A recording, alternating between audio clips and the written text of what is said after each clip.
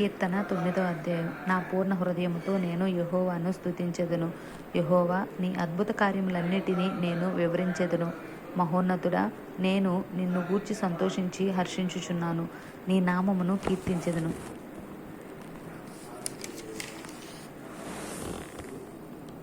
నీవు నా పక్షమున వ్యాజ్యమాడి నాకు న్యాయము తీర్చుము. నీవు సింహాసనాసీనుడివై న్యాయమును బట్టి తీర్పు తీర్చుచున్నావు. కాబట్టి నా శత్రువులు వెనుకకు మళ్ళుదురు. నీ సన్నిధిని వారు జోగిపడి నశించుదురు. నీవు అన్యజనులను గద్దించి ఉన్నావు, దుష్టులను నశింపచేసి ఉన్నావు. వారి పేరు ఎన్నటికీ ఉండకుండా తుడుపుపెట్టి ఉన్నావు. శత్రువులు నశించిరి, వారు ఎన్నడూ ఉండకుండా నిర్మూలమైరి. నీవు పెళ్లగించిన పట్టణములు స్మరణకు రాకుండా బొత్తిగా నశించెను. యెహోవా శాశ్వతముగా సింహాసనాసీనుడై ఉన్నాడు. న్యాయము తీర్చుటకు ఆయన తన సింహాసనమును స్థాపించి ఉన్నాడు.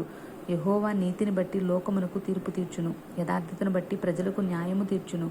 నలిగిన వారికి తాను మహాదుర్గమగును. ఆపత్కాలములలో వారికి మహాదుర్గమగును.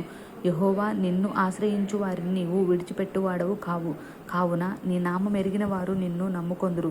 సియోని వాసివైన యెహోవాను కీర్తించుడి. ఆయన క్రియలను ప్రజల్లో ప్రచురము చేయుడి. ఆయన రక్తాపరాధమును గూర్చి విచారణ చేయనప్పుడు బాధపరచబడు వారిని జ్ఞాపకము చేసుకొనుము. వారి మొర్రను ఆయన మరువడు. నేను నీ కీర్తి అంతటినీ ప్రసిద్ధి చేయుచు సియోను కుమార్తె గుమ్మములలో నీ రక్షణ బట్టి హర్షించున్నట్లు యెహోవా, నన్ను కరుణించుము. మరణద్వారమున ప్రవేశించకుండా నన్ను ఉద్ధరించువాడా, నన్ను ద్వేషించువారు నాకు కలుగు చేయు బాధను చూడుము. తాము త్రవ్విన గుంటలో జనములు మునిగిపోయిరి, తాము వడ్డిన వలలో వారు కాలు చిక్కబడి ఉన్నది. యెహోవా ప్రత్యక్షమాయెను, ఆయన తీర్పు తీర్చి ఉన్నాడు. దుష్టులు తాము చేసుకొనిన వలలో చిక్కియున్నారు. దుష్టులు దేవునిని మరుచు జనులందరూ పాతాళమునకు దిగిపోవుదురు. దరిద్రులు నిత్యము మరువబడరు.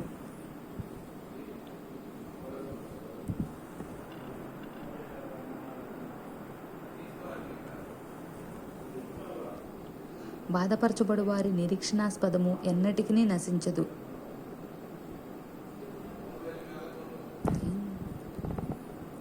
యెహోవా, లెమ్ము, నరులు ప్రబలకపోదురుగాక. నీ సన్నిధిని జనములు తీర్పు పొందుదురుగాక. యెహోవా, వారిని భయపెట్టుము. తాము నరపాత్రులమని జనులు తెలుసుకొందురుగాక. ఆమేన్.